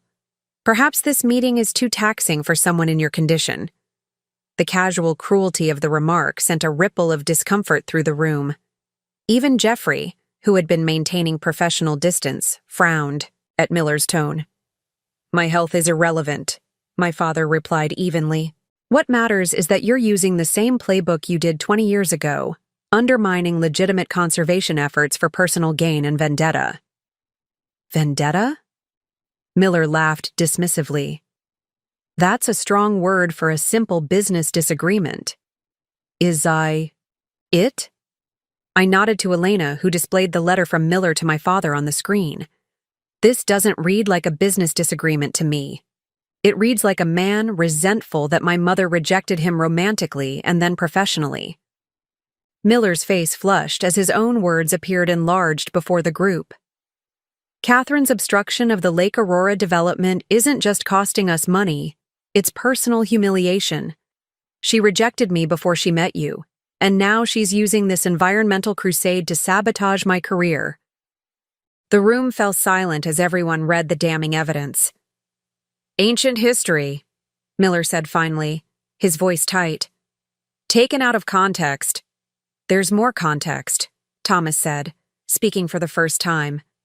Dad kept detailed records of your partnership, including documentation of environmental regulations you violated in previous developments.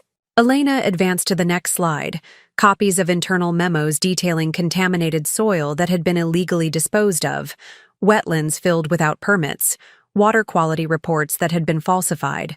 Miller's confident demeanor cracked slightly.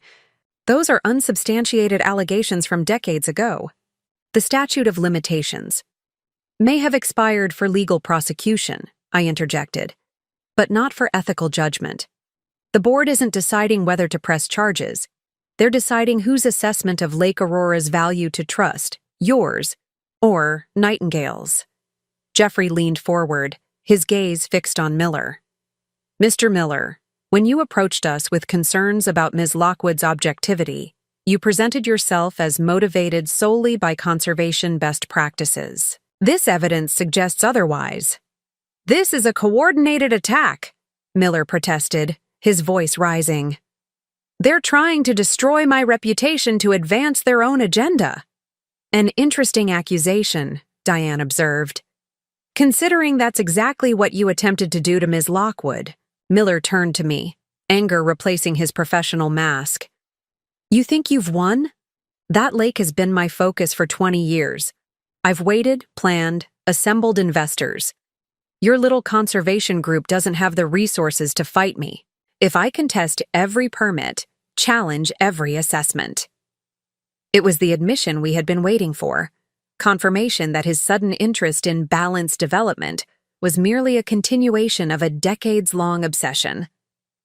The board members exchanged significant glances. Actually, my father said quietly, she does have the resources.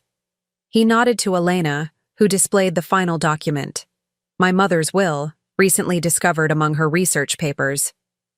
My wife left her entire inheritance to 2 beneficiaries, my father explained.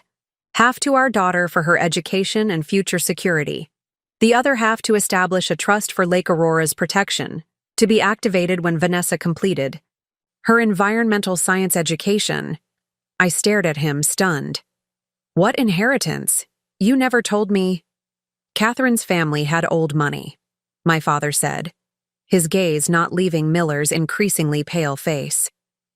Not vast wealth, but substantial. After she died, I couldn't bear to tell you about it. It seemed like blood money somehow. So I invested it, growing both portions. The trust now contains over $3 million, specifically designated for legal defense of Lake Aurora against development threats. The revelation left me speechless.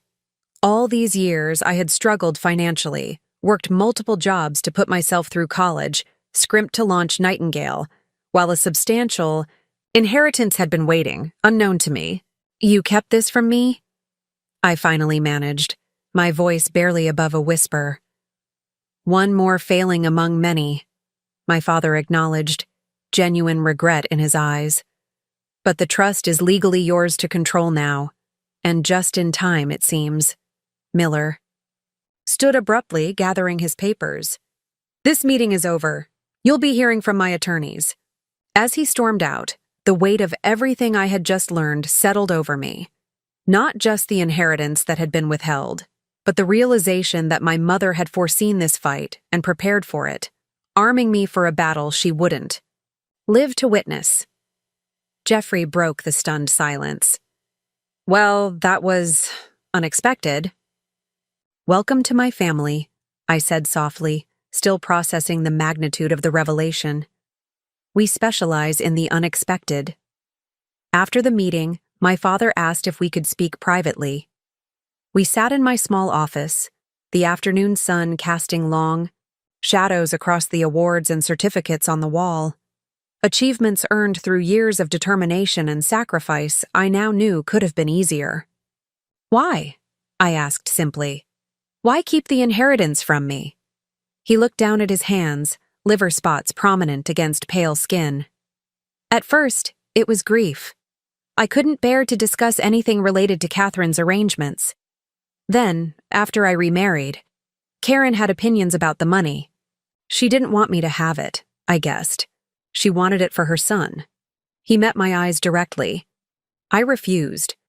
That was the beginning of the end for us, though it took years to finally break.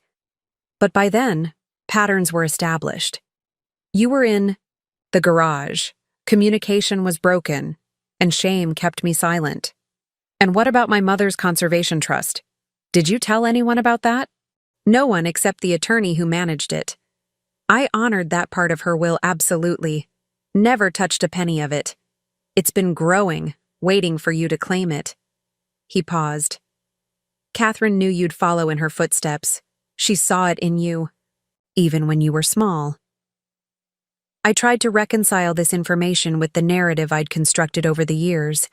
The father who didn't care, who had exiled and forgotten me. The truth was more complicated, as truths usually are. All those years I struggled, I said, my voice steady despite the emotions churning beneath. Working nights to pay for school, taking on debt, wondering if I'd ever have enough to start Nightingale. I know. His voice was barely audible. I tracked your progress from afar, clipped newspaper articles when you graduated, followed your early conservation projects online, but you never reached out, never offered help. No. That's one more failing I can't excuse or explain, except to say that the longer the silence stretched, the more impossible it seemed to break it. He pushed a thick file folder across my desk. This is everything. The trust documents. The investment records. The accumulated interest. It's all yours now, to use as you see fit. I stared at the folder, the physical manifestation of both inheritance and revelation. There's more you haven't told me, isn't there? He nodded slowly. Much more about your mother, about our marriage, about what went wrong after she died. He glanced at his watch. But I have a treatment appointment in an hour. Another time? The question held more weight than its simple words conveyed. Another time meant a future, meetings, conversations, a relationship of sorts, rebuilt in whatever time he had left. Yes, I said after a moment.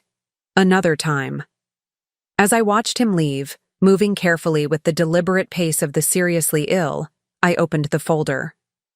Inside was not only the trust documentation and financial records, but a handwritten letter from my mother, addressed to me, dated 2 weeks before her death. My dearest Vanessa, if you're reading this, you found your way back to Lake Aurora, just as I always knew you would. The lake is in your blood, as it was in mine. Protect it, cherish it. But remember, it's not just the ecosystem that needs healing. It's the people connected to it, including your father, who loves deeply but expresses it poorly, and who will need your forgiveness someday. All my love, Mom 20 years later. Her words bridged time and loss. A full disclosure from beyond that asked me to consider a fuller truth than the one I had clung to for so long. The next few weeks passed in a blur of activity. With my mother's conservation trust now activated, Nightingale had the resources to vigorously defend the Lake Aurora project against Miller's legal challenges.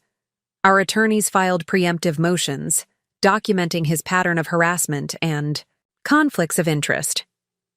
The local press, initially intrigued by Miller's accusations, quickly shifted their narrative when presented with evidence of his past environmental violations. Meanwhile, I faced a more personal challenge: redefining boundaries. With my father and brother, after years of complete separation, I now found myself in regular contact with both. My father's cancer treatments left him weaker each week, yet he insisted on meeting whenever his strength allowed, gradually filling in the gaps of our family history. Thomas and I developed a cautious rapport, built initially around pragmatic matters, coordinating our father's medical appointments, discussing the house's maintenance, but gradually expanding to include memories of our mother, comparisons of our separate childhoods, tentative steps toward understanding. Through it all, the question of what would happen to my father's property after his death loomed unspoken. The Lake Aurora Conservation Plan had been modified to work around his land during his lifetime, but the long-term vision still required that critical central parcel. Elena and I were reviewing restoration timelines in my office when my father called, his voice weaker than I'd heard it before. "Can you come to the house? I need to discuss something important." An hour later, I sat in the living room I had rarely been allowed to enter as a teenager, now transformed into a makeshift bedroom to accommodate my father's declining mobility. Thomas sat nearby, his expression suggesting he already knew what was coming. "I've updated my will," my father said without preamble. "The house and property will be divided equally between you two." I frowned. "Dad, you know that complicates the conservation plan. That parcel needs—" He raised a hand to stop me. "Let me finish. I've added specific language directing that upon my death, the property be donated to Nightingale Preservations with 2 conditions." Thomas handed me a document, the updated will with the conditions highlighted. A permanent educational center be established on the property, named for Catherine Lockwood. My children retain lifetime access to the lake and shoreline for personal, non-commercial use. I read it twice, looking for hidden complications, but found none. It was elegantly simple, honoring my mother's legacy, ensuring family connection to the lake would continue, while placing the land under Nightingale's protection permanently. "You've thought this through," I said, surprised. "Had plenty of time for thinking lately," he replied, a hint of his old dry humor showing through. "It's the right solution. Catherine would approve."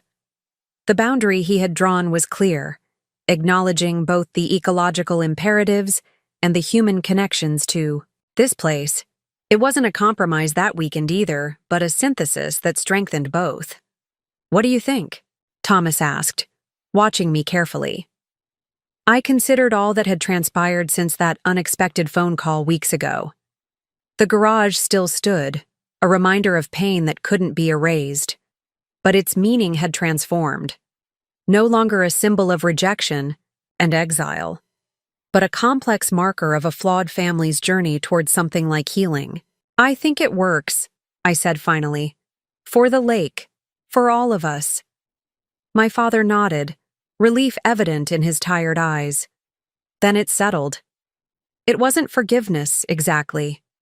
Some boundaries needed to remain firm, protection against the repetition of old patterns.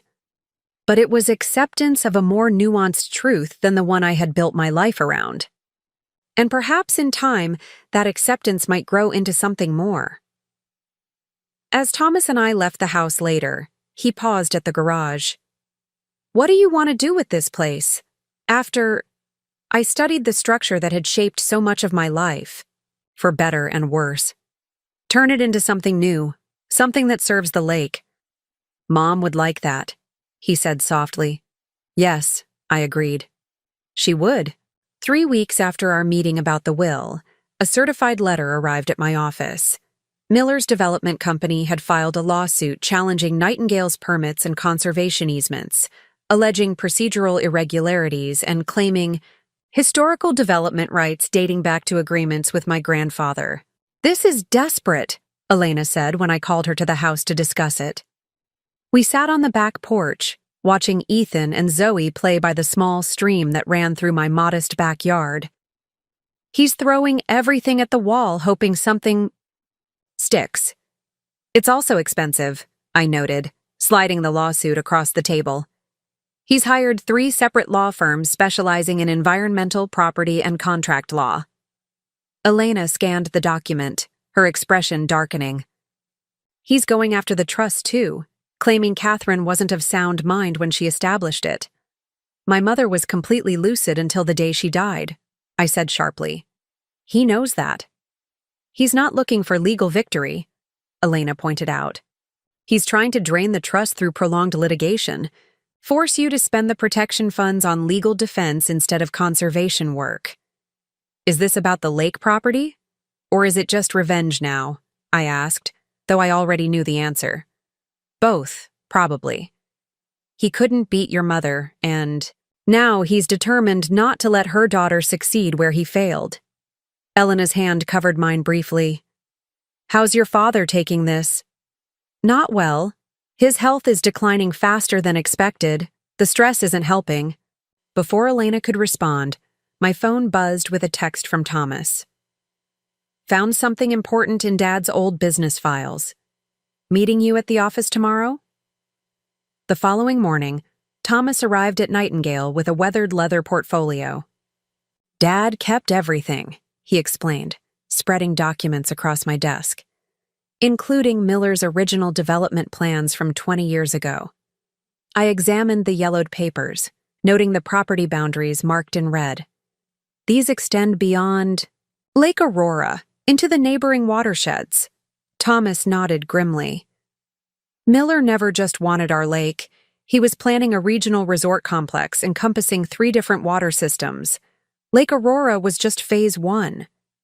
That's why Mom fought so hard, I realized. She saw the bigger threat. There's more." He pointed to survey markers on the old maps. "See these notations? They indicate test drilling for groundwater contamination assessment. Dad saved the results. The test results, attached with faded paper clips, showed significant toxic contamination on multiple sites that would have been part of Miller's development. He knew the land was contaminated," I said slowly, "and developed plans anyway, without disclosure or remediation plans." "Criminal, negligence at minimum," Thomas agreed. "Enough to permanently discredit him with investors and regulators." As we organized these damning materials, another text arrived from our father. "Miller stopped by the house, threatening consequences if we don't drop the trust fight. Time to end this." The resistance phase of Miller's campaign was escalating from legal to something more personal. But he hadn't counted on facing a united front. The combined resources of Catherine's research, Robert's business records, and the determination of both her children to protect her legacy. 6 months after my father's unexpected phone call, Lake Aurora sparkled under autumn sunlight as Nightingale Preservations held the official dedication ceremony for the Catherine Lockwood Ecological Research Center.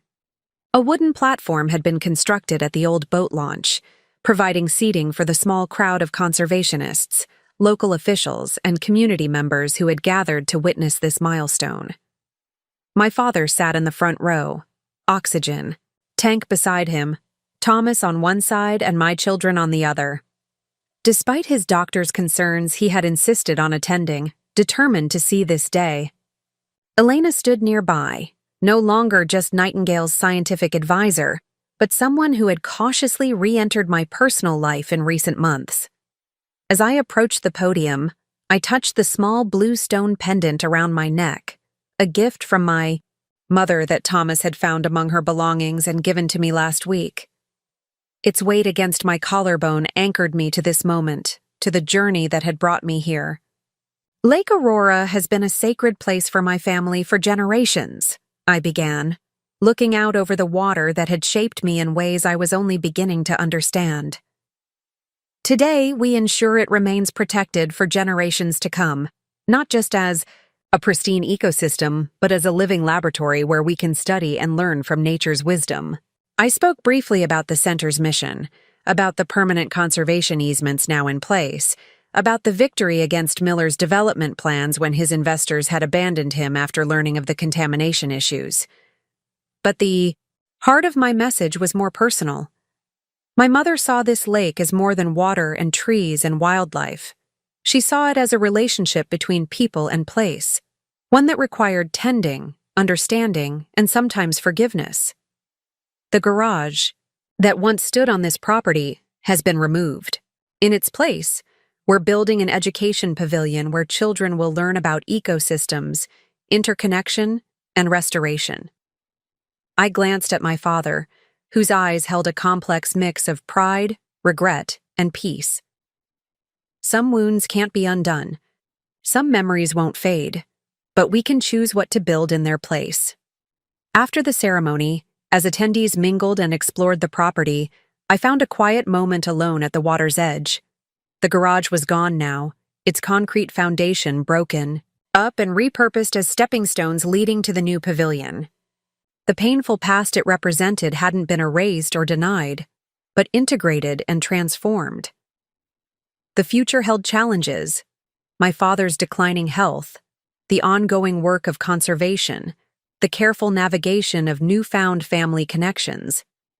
But, for the first time since childhood, I felt fully present in my own story, no longer defined primarily by wounds and grievances. This wasn't a fairy tale ending with perfect forgiveness or complete healing. It was something more honest, the acknowledgement that damage had been done that couldn't be undone, alongside the choice to create something meaningful from that truth. As my children ran laughing along the shoreline, collecting colorful leaves, I recognized the most profound liberation. I was no longer the girl from the garage, shaped entirely by rejection.